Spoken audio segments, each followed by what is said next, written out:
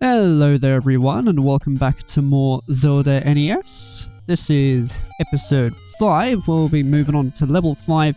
In this one though, I had to cut up quite a bit of this because the raw footage of this went on for a bit too long. I went on for like about 34 minutes. That sort of duration I would save for like a finale or something, like a big old endgame thing, but for a regular episode, particularly for an NES game, that just goes on for far too bloody long.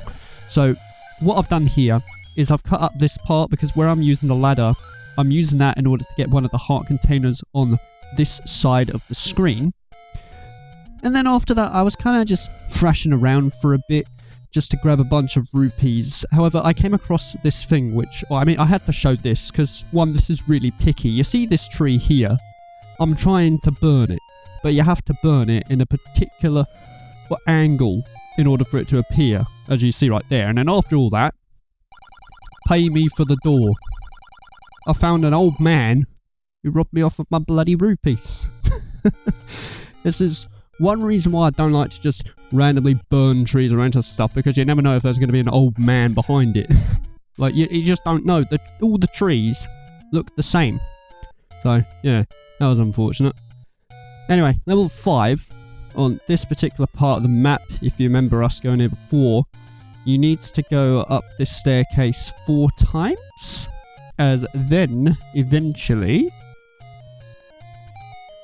yeah, after the jingle you get access to it right here, with a clock that did nothing.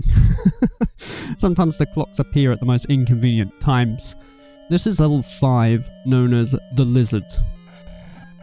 Which, well, you know, the map looks a bit like a lizard. I mean, I'd say it looks more like a tortoise's head, but that's just me. These enemies right here are known as Pole's Voice. Now, I want to go on about these for quite a bit because there are some interesting facts about these things. In the manual, it states that they do not like loud sound. This is not true on this version of the game because that was in the Japanese version on the Famicom Disk System. See, what it was is player 2 had a microphone on it. So you had player 1 with just like a normal controller, but the second one had a microphone built into it. And if the player shouted into it, it basically would eradicate all of the Pole's Voice in the area. And there are some interesting things that's happened with this also. Dig Dogger hates certain kind of sound. Yeah, that's your hint towards the thing later, but I'll get onto that. What's up? So, in the Japanese 3DS Virtual Console release of this, all Pole's Voice in the room will be defeated if the 3DS's microphone detects a loud noise while the second controller is selected. So that's the Japanese Nintendo 3DS Virtual Console version. In the Japanese Wii U Virtual Console release, all Pole's Voice in the room will be defeated if the Wii U gamepad detects a loud noise. It's also the same in the Game Boy Advance release, but of course that one didn't have a microphone, so you had to press select 4 times. In the Japanese Wii Virtual Console release, they can be defeated by rotating the right control stick of the classic controller or the C stick of the Nintendo GameCube controller. This is all taken from Zelda Wiki, if you're curious, there's a page all about it. In the Nintendo Switch Online version, probably the most accessible way to play this these days, they can be defeated by simultaneously pressing either the pair of L and ZL or R and ZR at the same time. Additionally, in the Famicom Nintendo Switch controller, it includes a microphone, which can also be used to defeat Pole's Voice regardless of which player the controller is assigned to. So yeah, there's just all kinds of various ways to do it. I don't want to go on too long about it because it's a full flaming page of this stuff, but yeah, so fascinating, I tell you. They changed it though in this. So instead of being weak to loud noise, they instead are weak to arrows, which unfortunately I still don't have. I don't know why, I just didn't get arrows for whatever reason. I really should have. I've learnt that on my next time I play through this game. That's for sure. But level 5, I mean, it's like a big old maze. There's going to be times, particularly at this point, where you're going to want to use your bombs to open up passageways because, well, it does make it a bit easier. Like I said before, you'll get to points where you will eventually just start bombing random walls just to make progress and things. Oh yeah, these are dark nuts and they're blue variations, so they take way longer to defeat. Like, I believe they take about 3 hits or so with the white sword, whereas the orange ones were only 2. So yeah, if you thought the orange ones were a pain in the arse, oh boy, the blue ones are really where it's at. Oh, jeez, these are probably the most despised enemy in this game because of their unpredictability or so. And look how fast they move. They just go all over the damn place, you know. It does help though when you have a lot of heart containers. Oh, and especially when you come across a fairy. That's also really nice.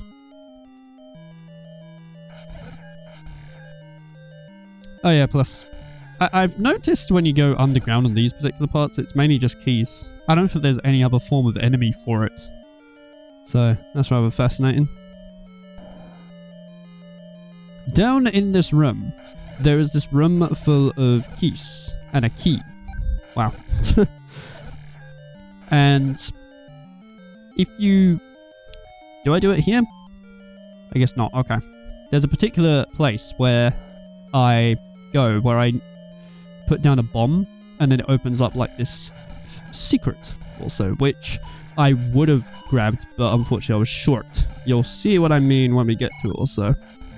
I suppose I could speed up defeating these dark nuts here, but I think it makes more sense, you know, if I just show you what it's like when you face these things. Because if I keep cutting through them, you might be a bit confused as to what's the most efficient way to take them out. There probably is an even better way than I am doing right here, but I mean, this usually works for me, especially when you have a sword beam too. When you come across enemies though in a room and there's just this suspicious like looking tile, it often means that you push that in order to find stuff. In this labyrinth, the secret item to this place is the recorder, or the whistle. It's essentially a reference to Super Mario Bros. 3 for the NES. Don't know which one came first. I'll put that up as an annotation because I don't know, to be honest. But yeah, it's definitely a reference to it for so. And well, after obtaining that, there's not really a lot you can do with it. You can teleport with it, on the overworld this is, and some enemies are weak to it. Kind of similar to what the old man told us. But yeah, in this room, if you bomb this right side of the wall, you come across this secret right here. I bet you'd like to have more bombs. For 100 rupees, I am short. I am at 82, so unfortunately I couldn't really go get it.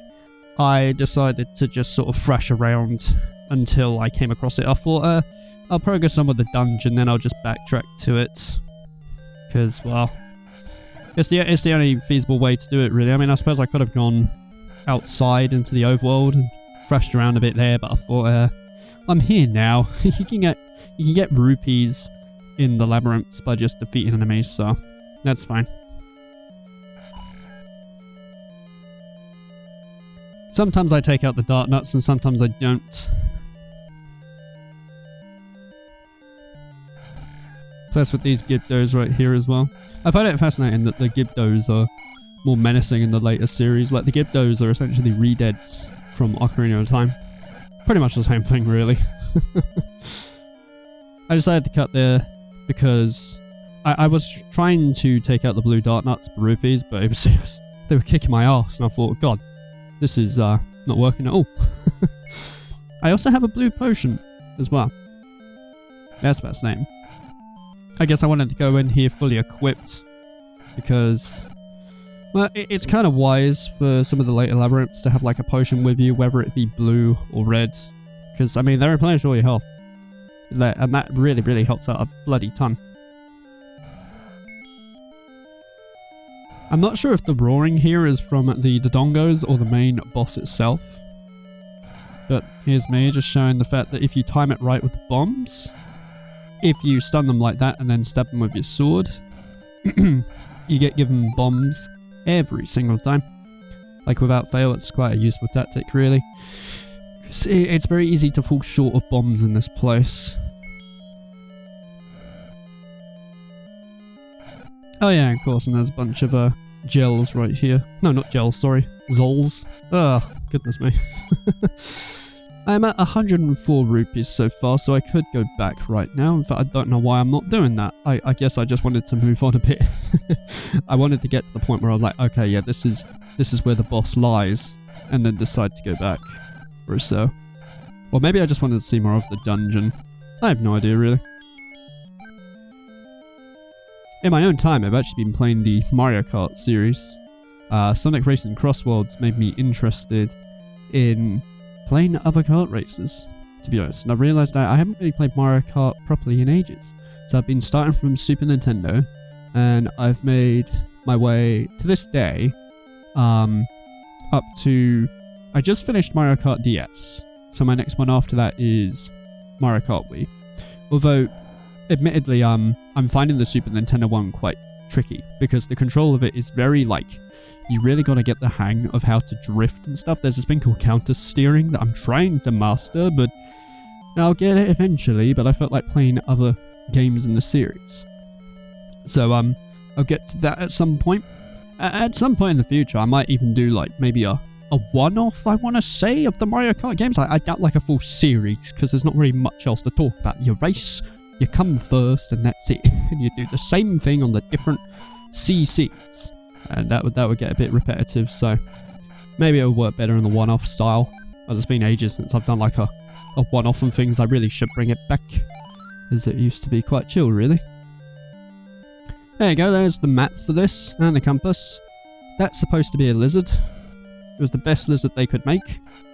Again, I still think it looks like a tortoise, or a tortoise's head, but there you go. These Pulver's voice can be a bit annoying because they sort of hop all over the place, but if you have like your arrows, they just die in one hit. Or you can shout into the controller. I don't think you have to shout, you just need to make a noise. You don't have to be particularly too loud to defeat the enemy. Like you do some sort of battle cry while trying to kill them.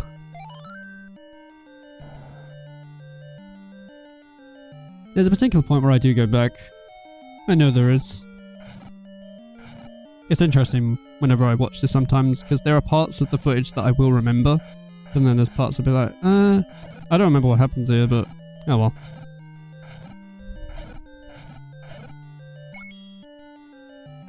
I mean, I'm getting rid of all the Gibdos right here. Guess I'm just farming for extra rupees just in case.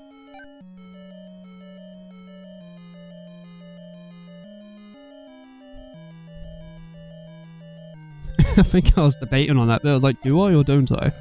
Okay.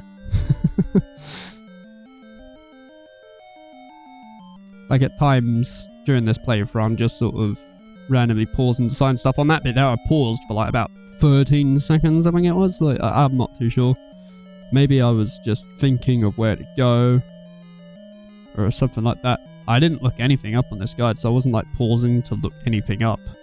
This was literally just from pure memory or so.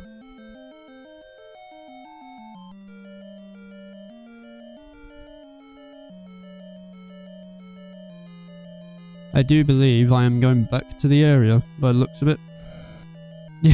Yeah, because I set like a lantern on here and I was like, wait, that's not the right bloody room.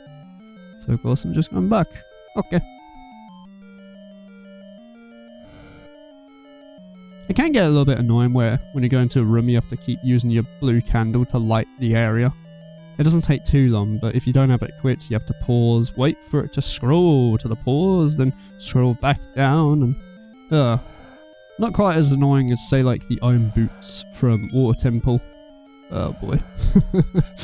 Putting those things on and off was a pain in the arse. They made it a lot easier in the 3DS version. My first experience actually of Ocarina of Time was on the 3DS version. So I had probably the most easiest time with Ocarina of Time. Particularly for the gyro controls, because when you try to aim like your arrow in the N64 version, it does work, but you have to be quite point precise. But now in the 3DS one, you can just like move your 3DS around and it's quite accurate, to be honest. Not to mention the 3D effect was also pretty impressive. I still need to play Majora's Mask 3D. I've had that for quite a while and I still have not really given it a shot. I kind of would like to play the N64 one in full at some point though, and then the 3DS one after. I seem to like playing the original of something first, and then I'll play like the remake or the remaster afterwards, just because I want to get like that full grasp of it. Like I've recently done that as well with Metroid Prime. Well, last year or so, it was Metroid Prime for the GameCube, and it's only just as of late I've played the remaster. But it's because Prime 2 and Prime 3 don't have remasters, so I really wanted to play 1, 2, and 3 as if, like, you know, in its era first, and then play the remaster of Metroid Prime. Otherwise it's going to be a massive jump going from like all these polished, fine-tuned modern controls back to what it was like in the GameCube and Wii days. So I wanted to get that full gist of it first, you know. I suppose I could have cut this bit out, really, of me heading back, but whatever. It is what it is. It doesn't take too long. I mean, it's cut down enough anyway. Like, this was cut down to about 18 minutes. Yes, I would like to have more bombs. That's why I came back here in the first place. And that brings up to 12 bombs. And there's another upgrade after that as well. Not in this area, but a lot later. Trust me, having more bombs helps you out an awful lot for this place. So, make the most of it. And, well, yeah, I decided to just cut back here. I thought I've just walked all the way here. I might as well just go back here. You've seen how I got here before. If you sometimes get a bit confused with navigation, you can always look back on some of the other episodes, I suppose. Because, I mean, I do show it for, like, how to navigate around. A room full of Pole's voice where I don't have an arrow. Great. It's quite satisfying with the arrow as well, because it won't just hit like one enemy, it'll hit like a whole bunch of them in that line. So if they're all lined up, you can just like sweep them clean. Just like nothing. It's brilliant stuff.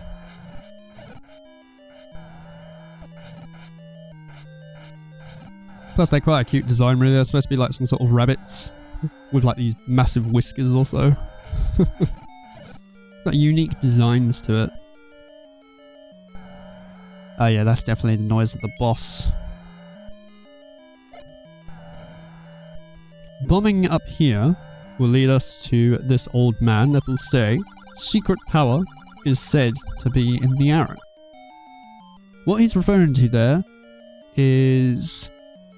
I don't know if I want to say it completely, because that will spoil it majorly, but I'll just say it's super important, and I will save that till the very end. At least I believe that's what he's referencing. I'll have to perhaps double check that on like a wiki or something. This is Dig Dogger.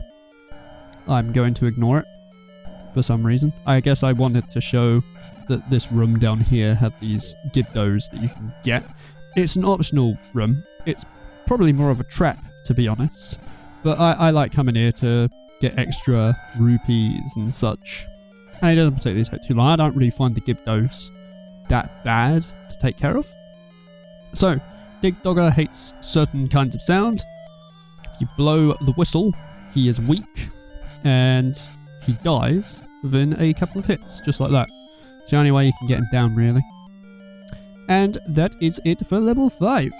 So, yeah, that marks the end of this one, and I guess I will see you in the next part of Zelda NES, where we'll be taking on level 6. Oh boy. See you then.